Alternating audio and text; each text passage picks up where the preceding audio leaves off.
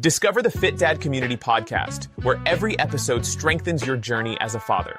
Hear from experts, coaches, and real dads on balancing fitness, faith, and family. Gain practical tools for your everyday life. Join us to support your family better and build stronger communities. Fit Dad Community Podcast. Fitness for life, not just the gym. All right. Good evening, everyone. I'm your host, Carl Phillip. I can't believe this is our fifth episode of the Fit Dad Podcast. It looks like we started yesterday with the first show with Tyler Katie. Now we're on the fifth episode. So today we're going to drive into the emotional part of retirement, emotional and financial part of retirement, because like me as a man and as a dad, we always want to avoid that, right? So, because I think it's the men in us, we never thought that there's gonna be a time that we're gonna retire. But so that's a topic that is a very hot topic, and usually men try to avoid it. So that's why we got an expert in that category in Romeo Morris. So Romeo is in the financial industry, so he knows a lot about retirement, how you get ready for retirement. So also Romeo is a Fit Dad community member. We're glad to have him, and it's been a pleasure to be part of the community. So without further ado, Romeo, how you doing tonight? I'm doing great, man. And once again, congratulations for your fifth episode, man. I'm excited to be a part of it. Thank you so much for inviting me to give input to this important conversation, but just to give input on your platform. So thank you. No, this is great. So before I say anything, I kind of tried to introduce you, but I don't think I did you any kind of favor by the way I introduced you. But I want the audience, people, watching us right now, get to know who you are. Who's Romeo Morris, and why it's important that I have you tonight talking about retirement and financial part of men's life. Absolutely. So, as Mr. Carl Phillips said, my name is Romeo Morris. I'm a native of Fort Wayne, Indiana. I went to a school called Southside High School. For anybody that's familiar with Fort Wayne, Southside High School is my alma mater. And then I ended up graduating, going to Morehouse College, where I studied sociology and political science in Atlanta, Georgia. After that journey, I ended up coming back to Fort Wayne. And while trying to figure out my life, I knew I wanted to work in the nonprofit sector because I was really passionate about helping individuals. Originally, my ambition was in politics. I found myself doing a lot of internships, got a lot of exposure. And then I said, I want to help people. I really wanted to make a difference, right? And so along that soul-searching journey, when I graduated, I ended up finding myself working in the nonprofit sector, which led me working for our school system. I was helping families figure out the best school for their fit. So Fort Wayne Community Schools, I was the manager of student recruitment there. And then after that, I ended up being recruited by Edward Jones, which is an amazing firm. And I absolutely love who I do this work for and with. But I partner with individuals to help them lead fuller lives with confidence, which means not only just applying the understanding of financial literacy, but setting our sights to goals and ambitions, right? What is your life? What is your rich? What is your drive? And so those are the key elements of what I do and who I do it for. And in my branch, I pride myself on just helping people be more confident in making those life-changing or life transitions. So thank you again, Mr. Carl Phillip, for having me. And I'm excited for today's conversation. This is great. So, and I'm glad to have you tonight, man. It's so funny that the company you work for, that's the company I do my financial as well, to Edward Jones. So that's why when we got in touch, I was like, oh, you know what? I do all my financial to Edward Jones. So, but yes, it was like, I would say about 18 years ago, and at the time I wasn't even a dad yet. Obviously, you go to work and, you hear about 401k and stuff like that. And, and some of the companies, they offer pension. But, when at that time, graduated from college, got my first job. When I hear 401k, it was more like going through the motion, right? You're just going through the motion and say, yep, this is something, check the box. But, at that time, you're 24, 25 years old. You don't even think about retirement because it's so far ahead. But, and it was so funny. It was just like a simple conversation that I had with one of my coworker, and he was talking to me about different aspect of retirement and how to get ready. So the 401k is not enough. There's other things that you have to do like Roth IRA and stuff like that. So that's why I got introduced to Edward Jones, and the coworker was doing his financial at the time with Edward Jones, and he introduced me to somebody at Edward Jones, and I was like, you know what? Let me just go and check it out and see what they're talking about. and Mhm. and then it was a high opening experience for me. Now, it was just not checking the box, but more like, oh man, this is serious, right? And before you know it, I became a dad, Wow. and now it's a different. You're looking at it from a different perspective. So, but I want to ask you that question, uh, Romeo. Especially you have different with different clients. Why do men got that fear, avoid that conversation of retirement?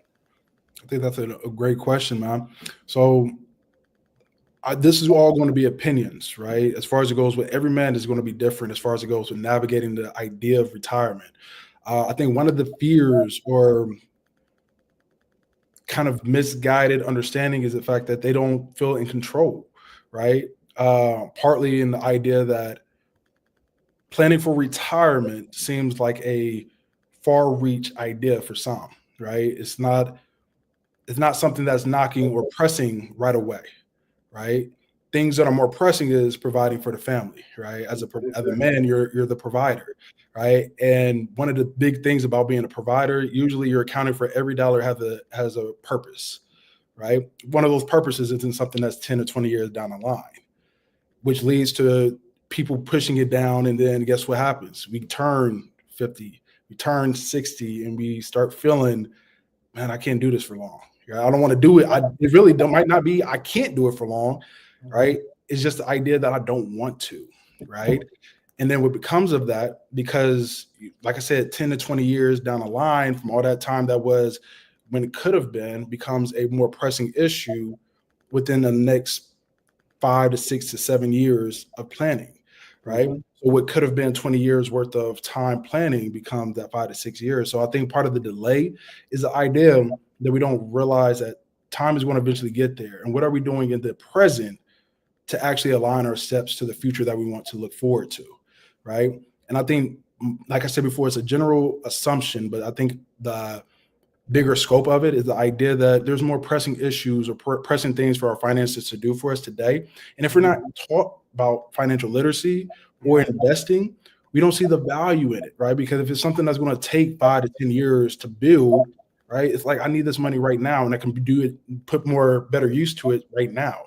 But the Mhm. idea of it about it is we don't think about that nest egg, the idea about the future, because like I said before, being a provider, usually that requires us to be in the present. Yeah, that's exactly the right. This is exactly right. But another thing too, as men, as you can see, as you mentioned that men, and dad, when you became a dad, you became a provider, right? So we believe that our job is to figure everything out. Is try to figure everything out because that's what we do, right? We do it at work. We do it for our family. We try, and a lot of times, sometimes we feel like there's a fear of asking for help, and do you think that that gets in the way of men asking for help when it comes to retirement? Man, there's a podcast that I was listening to, and in that podcast, he says, "Do not let your pride be more valuable than your financial freedom." Right? Right. More of an asset. You would rather carry more pride than actually ask the question about how to become financially free. Hmm. Right? And I think in hindsight, that was from Anthony O'Neill, his podcast. These are not my words. These are good words that I do believe apply. And I think it's not necessarily just pride. I do feel like that is an element, but I think ultimately we don't know the questions to ask, right? Yep. And if it's not in our wheelhouse, right, of understanding, we avoid it, right? We go with what we know, what we're familiar with, what has worked for us, but never understanding that if we were to ask questions, it could open the doors to more opportunity, right? More opportunity to not only understand, but more opportunity to actually, it's like a backache, right? You're like, my back hurts. And you never go to the hospital or ask, right? And then it gets worse and worse, right? Because we're not asking the question, or we're actually trying to acknowledge the pain area, right? But if we would have acknowledged it when it first arisen, when it was really hurting us, right, and we got it checked out, maybe it would have been remedied and we're no longer in pain, right? So we don't face it head on because of, again, it's going to go away. I'm going to be all right. Yeah. Be all right. And then guess what happens? It gets worse because we think it's going to be all right. And I'm not saying that everybody's situation is that, because some people have figured it out with what they're working with, but I also understand that what happened if you could get that pain away right away? You know what I mean? What did you not want that pain to go away today? Why would you wait till tomorrow?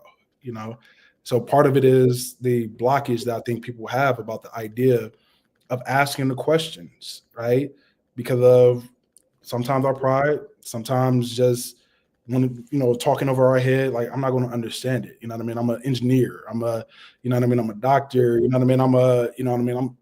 I'm a teacher, whatever it may be. I don't want people to reduce themselves to not ask the question just because they don't understand it. Doesn't mean that you can't learn, right? And I pride myself in making sure that I talk with people and not at them, right? Because this is for them to understand and participate in.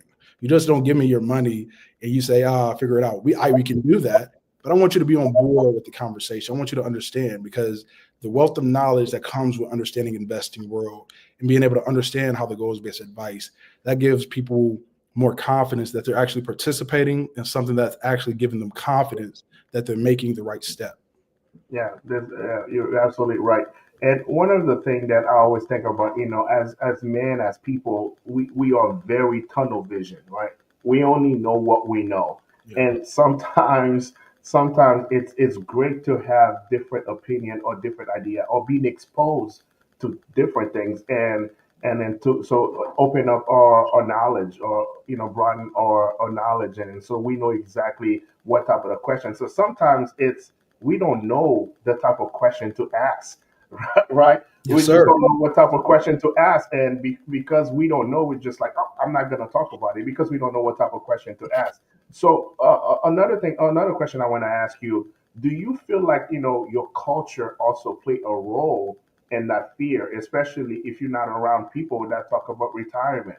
And especially if you don't grow up in an environment when people think that way. Do Right. you think that also can be a blockage to you to think that way in the future when it comes to retirement and and financial literacy? Man, absolutely. Absolutely. Who am I going to ask, right? Just thinking about just community wise, right? If you're around a bunch of people that were robbing people to pay Paul, right? And that's what they're familiar with, they'll teach you all the tricks of what they know.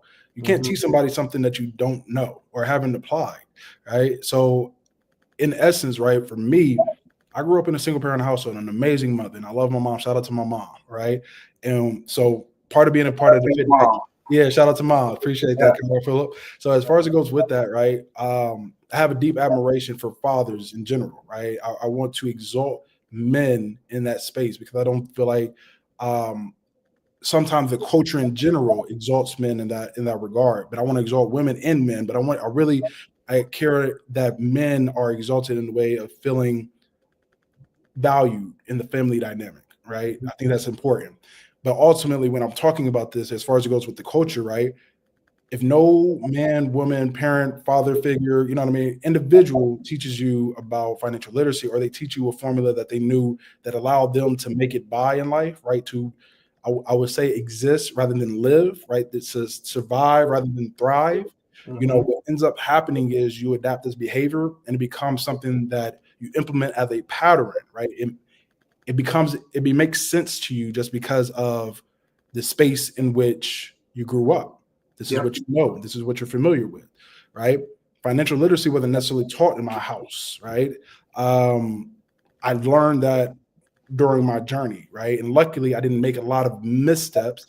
I had steps that needed to be made to understand and learn. But because I grew up with understanding how to use Google and research stuff, I was asking questions because I didn't know who to ask. Right. Finances is sometimes something that people want to be private with, right? And we there is a vulnerability that you're sharing when you talk about your finances, right? Mhm. I think what ends up happening though is because of our vulnerability or feeling vulnerable when we ask the question, it doesn't actually solve our issue. Similar to how that pain situation, we're vulnerable right now at the idea that our back is hurting. Sorry about that. Yeah. So I'm at the library because I thought. No, you're good. There we go. So kind of prefacing that, I pulled over at the library just to make sure I got Mr. Carl Phillip. But as far as it goes with that, one of the things that ends up happening is, that pain still exists, right? Because we never acknowledged it. And so similar with the financial literacy, right? You're never asking the question, you don't know who to ask. But when you do ask somebody that may not necessarily be, I won't say the best, but they did the survival tactic to make things work, right? They robbed Peter to pay Paul. What you adapt is this understanding that that's normal, right? That's their normal, right? And that becomes the culture. But what ends up happening is you deprive yourself of opportunity to really figure out what the thriving side of life is, right? Where it's not, you spend money and then you make it back the next week, right? It's, hey, we save the money for a rainy day, and we let that money grow. We want to understand what interest rates are. We want to understand what good debt versus bad debt is. We want to understand how to use credit cards and not be overwhelmed in our wants, over filling our cup up with our wants more than we need actually focus in on our needs only, right? Right. So that behavior is something that, is something that can be cultivated and it can be changed. The same, one of the things that I love to say to individuals, despite their situation, I always tell them, the same thinking that puts you in the situation is not going to be the same thinking that gets you out. Mm-hmm. So to answer your question directly, it can be influenced by the culture, right? But acknowledging the fact that, wait, is this, it works for me, because most of the time it's the comfortability of it working for them. But I think ultimately the question becomes, but does life have to be this way? Right. This is great, man. Mm-hmm. So obviously, you've been talking to a lot of clients and so on, and also family members with your experience. What we try to do today is give people some information, right? We're not here to tell people, hey, this is what you need to do, and this is going to work for you. But it doesn't work for everybody. It's same thing with fitness, right? So what works for me might not work for you, right? But the one thing about fitness and what we try to do with the FitDat community is to create that environment when, like you said, when people can be vulnerable, when people can ask questions and so on. And one of the things that we're not doing well, we can ask questions, right? And one of the things that we, me personally, that sometimes I make a lot of bad financial mistakes. So what are the kind of financial mistakes that you see and you can tell the audience what are the things that we can do not to put ourselves in a bad situation? Yeah, I love that question. And you know what? One of the things about it is I look at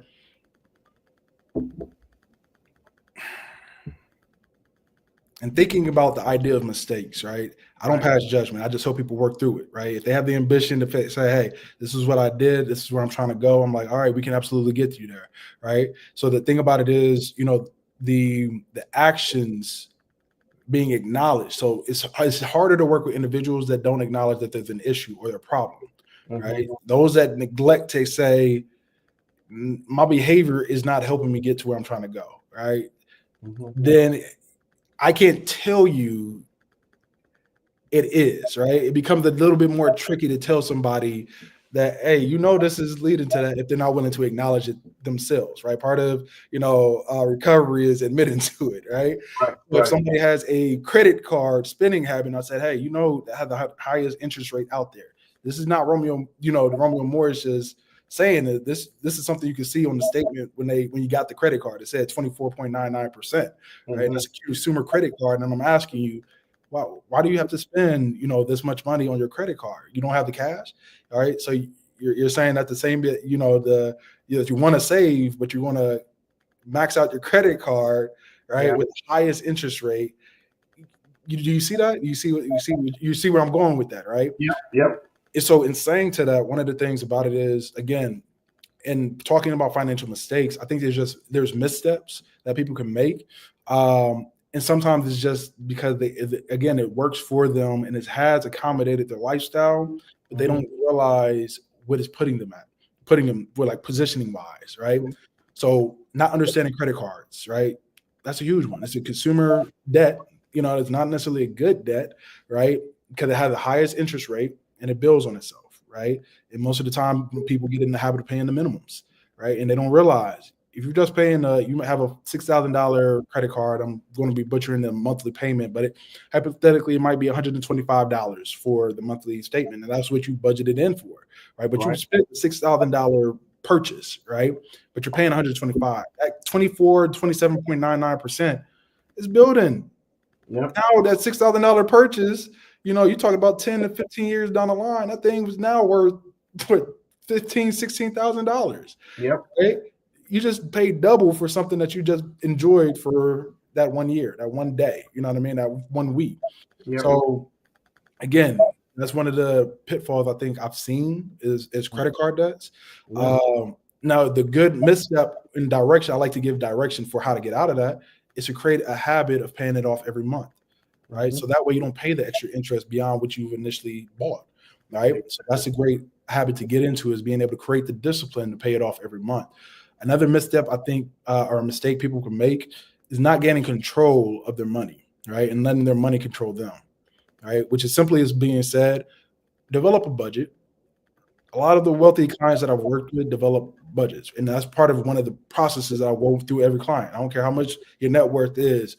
What's your budget, right? How much does it cost to be Mr. Carl Phillip, right? That gives me perspective as to how your spending habits will impact your long-term plan. When you talk about the retirement strategy, once you gain control of understanding where your money is going, guess what? You gain control over your life, right? And I think that context and that freedom, that's part of the financial freedom aspect that many people have come to me about, is the fact that you have to gain control of your money to obtain the freedom that you desire. And so that's kind of another misstep that I had. And then one more, I think, is in general, is not taking advantage of things in their own backyard, right? The 401ks, right? If your company is matching it and you're not putting any money into it, that's free money that you're leaving on the table. Yep. That's opportunity to build, wealth, right? That's opportunity. That's money that's coming right out of your paycheck to go towards your future, right? And it's a win-win. It's numerous wins. It's tax, if it's a 401k, traditional 401k, it's tax deductible, right? So that means in the year that you contribute, you know what I mean? You're not paying taxes on that money. It grows tax deferred, right? You have a company match potential. And then on top of that, when you retire, your tax bracket could be a lot lower than what it is right now. So when you start withdrawing on your 401k or traditional IRA, you only are paying your current tax rate, right? Your current income tax rate, right? You may be making $30,000, $40,000, but at your high during your career, you're probably making 150, right? Or 120, whatever it may be. So that tax rate, when you start withdrawing, you pay the ordinary income tax, and that's a different tax bracket. So you owe less money to government, more money goes in your pocket, and guess what? That's benefiting you. So I think those are the three missteps that I've seen, is not taking advantage of the things in your backyard, not having a budget, and then also I'm forgetting my last from Mr. Carl Phillip, but those are my three that I mentioned. Yeah, this is great, man. So one of the things that obviously I'm living it right now with the retirement, right? It's my dad retired 5 years ago, and he's in that time that he wakes up at 11 o'clock and do it every day. So he's living la vida loca, right? But he works hard. He works hard for it. So Wow. and people would say that, I want people was like, man, why those guys, they talking about fit that community, right? Mhm. And now they're talking about financial fitness. But one of the things that we're looking at in our community is the word fit. And then I mentioned that in a couple episodes before. The word fit can be very intimidating. Like when you hear fit, you're like, oh my God, I don't know if I want to do it. But but as men, there's multiple ways you can be fit, right? So you can, obviously we talk about the fitness, the physical fitness, but also you also can be fit financially. We want you to be fit spiritually. We want you to be fit mentally, and those are the things that affect people, in their lives. Especially when the mental is not there, when the physical is not there, and and especially now you don't have that. Now the financial can be a problem. So, what do you say with someone that say that, man? Because the perception is I'm not here for a long time, so might as well. And if I die, I'm not gonna take the money with me. So why don't I just live my life in the moment? Like you have the people that just live the life in the moment. Mhm. So and they see the enjoyment now, but obviously we don't know how long. So you might say that, yeah, I'm not gonna live long, but you might end up living until you're 100 years old, and then you you have a different reality, right? Right. So what's the biggest misconception you see with people when they want to look in at enjoyment versus longevity? That's such a good question, man. You sure you want to go an hour with that one? Because that one's going to take some time. I love that question, man, because I like to share my age. I like to get it out there. I'm 27, right? My ambition behind the work that I do is helping people in, especially when they're talking about retirement. I'm a Yeah, person. I love what I do. I love who I do it with, and I love the people that I do it for. And one of the things that I'll talk about as being young is the fact that you don't have to change your horse in your middle of the race. Part of me being young too is making sure that I'm stepping up to the plate and know what I'm talking about. I'm dealing with a lot of high net worth individuals. I make sure they know Romeo Morris is not playing when it comes to making sure he knows what he's talking about and executing. But I'll tell you one thing: I don't have the answer to why people don't think longevity. But I think it's the misconception, because your question was actually misconception, right? right, I think partly is the fact that living for today and only for today prevents us from preparing ourselves for tomorrow when it arises. What I mean by that is, if you only plan to live for 40, for 50, for hmm 60, for 70, 80 comes around, you're going to be regretting the fact that you only lived or you planned till 70, right? So the idea behind it is, what if part of your life is only going to be living in the here and now, right? Do not, how do I phrase this? I would hope that you do not deprive your tomorrow for what you should have did yesterday. Nope. Makes sense? Like, do not forget about who you want to become. I think part of I actually I just did a panel discussion not too long ago, and I was, again, the youngest person in the room, but I asked probably a lot of people. It was probably like 7 to 8 people that were retired there, and I asked everybody in the audience. I said, "Close your eyes. All right. Imagine what you want your life to look like in 10 years. All right." And I said, even those that are retired, close your eyes and imagine what you want to look, what your life to look like in 10 years. The purpose of me telling those people that were specifically retired was the idea that you do not stop living just because you think you arrived to a destination. right, You know what I mean? You yep, you don't go, you don't just arrive to retirement and you be like, all right, yeah, you know, yeah, it's a perspective of ongoing living and not just existing. Because right, if you close your eyes, you can't see anything for yourself. That's living for the here and now, right? But if you're saying, hey, in 10 years, I would love to be able to provide for my family in a different capacity, move them out of this current, this neighborhood, or move them, I want to really, see myself traveling more. I want to be able to spend more time with my grandkids, because right now work is tying me up, yeah. right? Some people say time is money, right? And I tell people, Time I is time. Time is time. Time is not money. Time is time. time is time, man. Come on.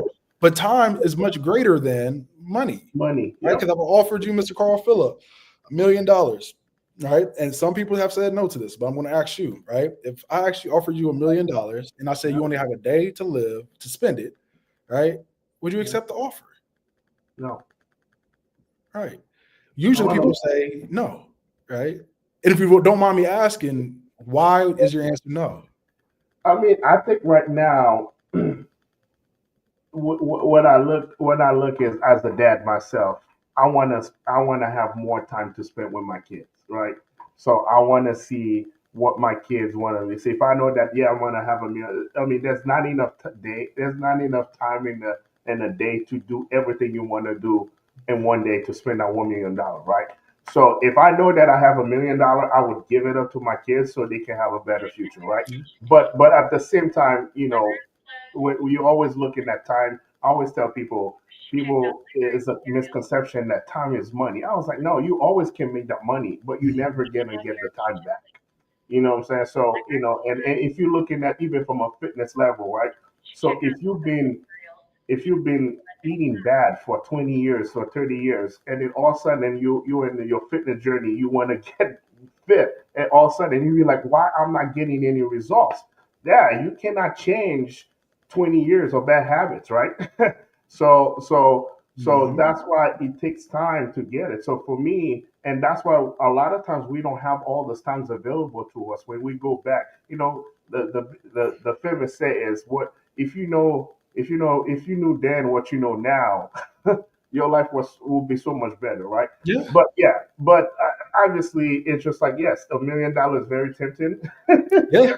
Don't get me wrong, it's very tempting, and you have $1 million, you can see everything you want to do with it. But at the same time, I wanted to see what my kids, want to be, because for me, I always say that the biggest flex as a parent, and I see it now with my parents. My parents are retired, and and then they stay with me because of they're from Haiti, and all the political unrest going on in Haiti, so it was sent for them to stay with me. And I feel like the biggest flex as a parent is to see what your kids have become. It Mm. doesn't matter how much money you have, Mhm. or how much money you have, or you don't have any money. It's when you see what your kids have become. Yeah. I, for me, that's the biggest flex as a parent. Powerful. No, seriously. So for me, as a parent, that's what I strive. That's what I want. So that's why I feel like fitness is important. If I'm doing everything that I want to do right now, for my kids, I want to make sure I take care of myself so I can enjoy them doing this, right? Exactly. It's beautiful to see my parents interacting with my kids, to see, man, your parents with the grandkids. So for Yeah. me, time is time. You never get the time back. I mean, you looking at somebody like, I don't want to talk about people that passed away, but you got people that have all the money in the world, but they could not buy health. They have Mhm. all the money in the world, they could not buy health. Uh, but Time is such a valuable essence, right? And yeah, that's part of the reason why, for me being hyper intentional, and part of the reason why I believe Edward Jones recruited me, is because they saw. I realized my time, even being young, right? My time is not guaranteed. My tomorrow isn't guaranteed. yep, What am I doing today to make a difference, yep, right? When I got signed up to be an Edward Jones financial advisor, I didn't say to myself what it is that I wanted to do for work. I said what it is that I wanted to do with my time. My time is well spent helping people live better lives, right? That's I wake up, I'll go home fulfilled by the work that I know this person is much happy. And I realize as a financial advisor, what I am, I'm like the mhm, guy at the river, right? And I throw a rock in the pond or the river on the river, and it creates those ripple effects, right? And that rock that I threw is that individual, is Mr. Carl Phillip, right? mhm. I just help the household become more confident because he's at ease because he doesn't have financial insecurities, right? And then from there, it leads to a better neighborhood. And then from there, it leads to a better community, which then leads to a better world, right? So more individuals that I get to speak to help allows for them to be a part of the ripple of helping me, helping them feel more confident about their life and the decisions that they get to make moving forward. So that's part of it, right? Because the time is not. And one of my last point on this, because I know you have more questions to ask me, good man. But one of Right. the things that I love from John Hope Bryant, he said, if your time is not about, or if your days are not about God, family, and love, it's about money. My whole job is to make this money make sense. Now that last part was my little 2 cents in it, but I make Yeah. that money make sense, right? Because the ambition behind it is you're trading your time for this money, right? Mhm. A lot of people, if they I always ask people, I'm like, all right, so if you look back at all the time, I mean, all the money that you made over that course of time, over the 15, 20 years of time, do you feel like your bank account reflects it? You know what I mean? Just this is for people that's starting off, right? Do you feel like Mhm. all that you spent, right, reflects your current financial positioning? You spent a lot Mhm. of time to make the money, but where did it go? Now I know everybody has a different life story, and I don't want to be cold-hearted with not acknowledging people have journeys, right? Yeah. Life throws curveballs, right? But if you never had a plan to navigate the storm hits, and we're stuck out there with like this, right? Yeah. Preparing for a creating that budget habit, right, helps prepare for a storm, right? And those are aspects about that financial planning journey that is important because curveballs does happen, and we don't always predict. We don't expect to lose a loved one. We don't expect to, have the roof cave in. We don't expect for a car accident, but there's insurance for things, right? You know what I Right. mean? Insurance is, hey, if it does happen, guess what? Something's there to help cover me, right? Having a plan. The worst thing that comes out of the plan is you never have to use it. Yeah. You know what I mean? You know what I mean? That's the Yeah. worst thing that comes You're out of right. it. You're right. You're right. Yeah. Imagine you're having steps that you would take, like in school they would say, in case of a tornado, do this. Yeah. You might never use it, but guess what? It's great to know because I ain't trying to be running around. No, you're absolutely right. You're absolutely right. Yeah. But hey, you have a plan. I used to tell a guy for work. He said, "What's the plan called?" I said, "The plan is the plan." you, Plan you, is the plan. the plan is the plan. There's always a plan. The plan is the plan. Uh-huh. So one of the things that I want to ask you that question. So because you see that a lot with, obviously with male and dads, is you even professional athletes. Mhm. The biggest fear is we are creature of habits, right? So when we work for so many years, and then every day, let's say that every day you wake up at 5 o'clock, you go to work, right? So it's creature of habit. Even on even when you're on vacation, you still can turn it off. Now you realize, oh my goodness, all I know for the last 20 years is this.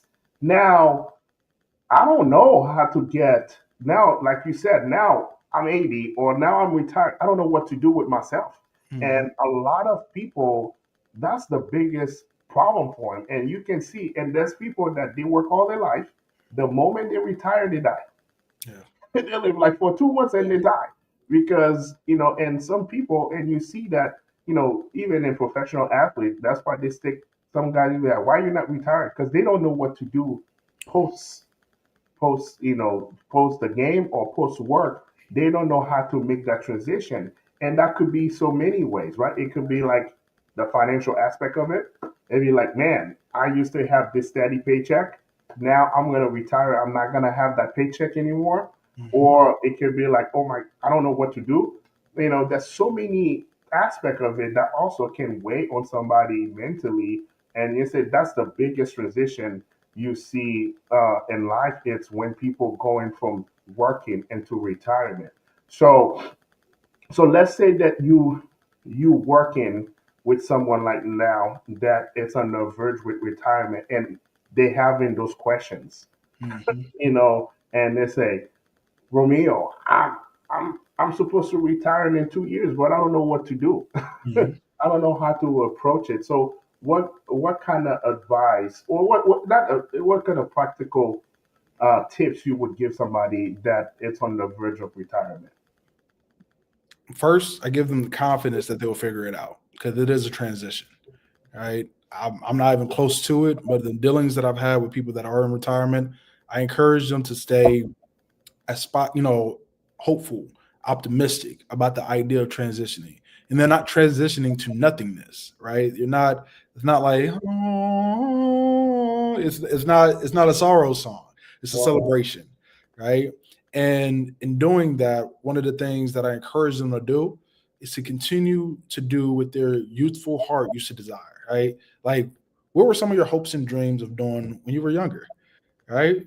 Well, here's a chance that you have all the time in the world to go out and do it. right? Now, that's part of the financial planning, right? To give them the confidence to go out and do those. Hey, I always wanted to go to Senegal, or I always wanted to go to Greece, or I always wanted to, start a little business, or I always wanted to volunteer here for veterans, or always, guess what? This is the time to get to doing those things. Volunteer more, right? Give back more. Give up your time, give your money if you desire to do that. Do the things that make you continue to feel alive, right? But again, that comes from the internal conversation and understanding that your identity is not tied to the work that you should do.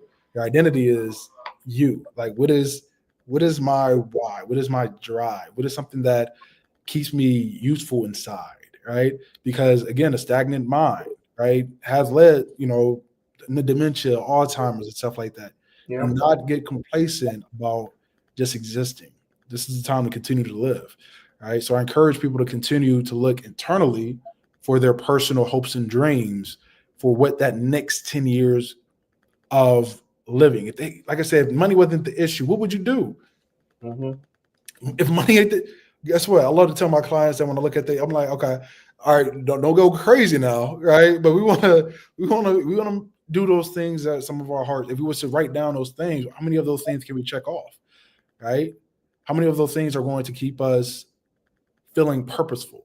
What are those things that are going to keep us wanting to get up and get out of bed and have more than just watching Grey's Anatomy on TV? I ain't judging nobody that said.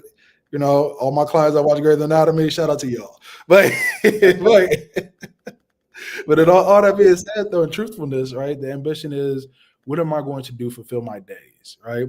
And it doesn't have to be something, it could be part-time work. Let's figure out your next calling in this new phase. I always tell people, retirement is a transition, right? It's not the stopping point.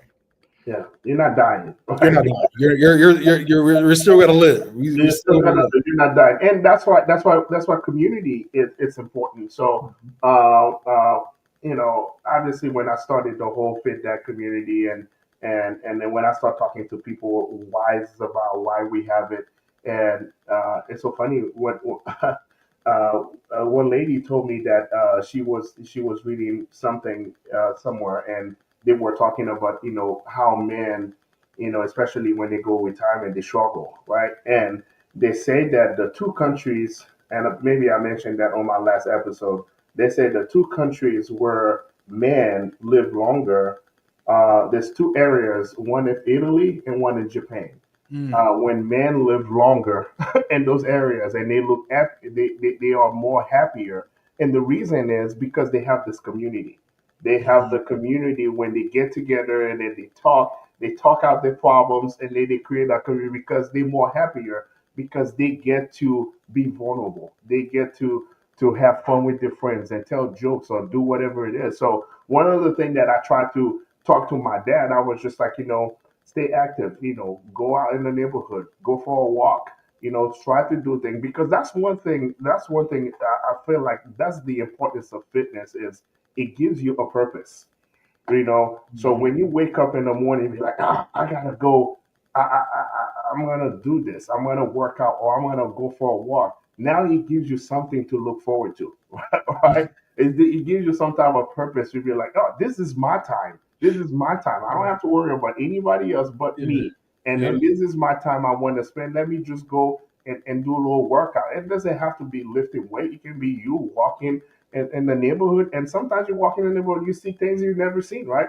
Absolutely. It gives you a little purpose, a little drive to say, those are the things I'm going to do. So that's why, retirement, the fit that community, they all come together, right? Because there's so many things, and the reason we have the show, because if you retired and then you're part of the FitNet community, we want you to be part of the community to kind of share some experiences with us, because we got people like, Romeo that is still young and not dad yet, but we want to know that experience and see when we get to that level how to plan it, how to deal with it, because you never know until you get there, right?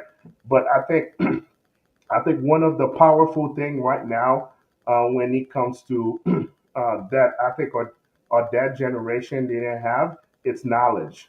There's more access to information now, and, as you talk about, financial, before that, everybody know 401k pension. Now we have different ways to make money, right?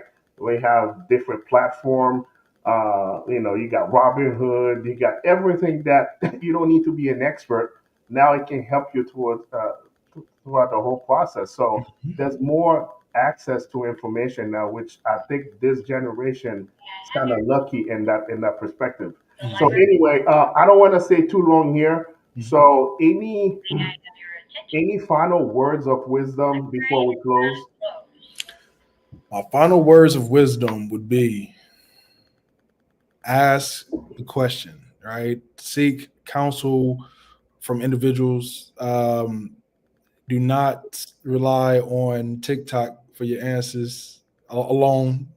Read up on everything. I see things posted and people think those are truths. And one of the things that I found is there's a lot of people that are not professionals that will misguide people, right? To give them false narratives or false ideas that they believe are the microwave effect or the quickest way to resolve an issue, but they don't know the person, right? They don't know your story and how that actually fits into what your strategy or your goals are, right? Which then becomes something that might not be a good fit for you, right? Or it just could be a misguidance or a misstep, right? So I would encourage you to continue to do research, to ask the questions, right? I may even do a plug here to say, reach out to me and I'll be glad to sit down and just talk to you, right? I don't expect business. I expect the opportunity to be able to give you, or you can expect from me the opportunity to not only hear you out, but to also know where you're trying to go, right? And setting your sights to your goals and ambitions is key to financial literacy. Oh no, I'm getting kicked out now. Closed. Okay, I'm gonna wrap that out. Thank you. But All right. yes. So Romeo, we understand you're at the library. So we're gonna thank you so much for being there. I mean, obviously, we appreciate you. Our community is stronger by having you in our community. Obviously, I mean, what you bring into the community, not the financial aspect of it, but you as a as a citizen of Fort Wayne, Indiana, of bringing what you bring to the community, and we are very fortunate to have someone like you in our community. So, but at the same time, I just want to make sure that before we leave, we tell people how to get a hold of you. So if we have audience here, now we're like, man, I need to know more about what Romeo was talking about. So what's the best way to get a hold of you? Okay, absolutely. So my last plug is Romeo Morse. You can, my name is Romeo Morse. You can actually find me on my website, edwardjones.com/Romeo-Morse. Also, my office is here in Fort Wayne, Indiana, if you are here, but I do work outside of Fort Wayne. So it's not necessarily limited to just people that live in Indiana or Fort Wayne specifically. The best call number is 260-444-4488, or you can find me on LinkedIn at Romeo Morris. Good. Romeo, thank you so much for your time tonight. And also, this episode is going to be also on YouTube. So anytime we have a YouTube channel on Fit That Community channel, so you can always go back and watch the entire episode with everything. So if you missed something while you were watching it online, you can always catch it in our YouTube channel and Fit That Community. So Romeo, I don't want him to come here and tell you have to go on the show. You gotta get out the library. I'm gonna let you go, and thank you so much for being there tonight, and I appreciate you. So I see you on the next Fit That event. Absolutely. All right. Now, Carl Phillip, take care. Thank you again. You have a good night. You do the same. Discover the Fit Dad Community Podcast, where every episode strengthens your journey as a father. Hear from experts, coaches, and real dads on balancing fitness, faith, and family. Gain practical tools for your everyday life. Join us to support your family better and build stronger communities. Fit Dad Community Podcast. Fitness for life, not just the gym.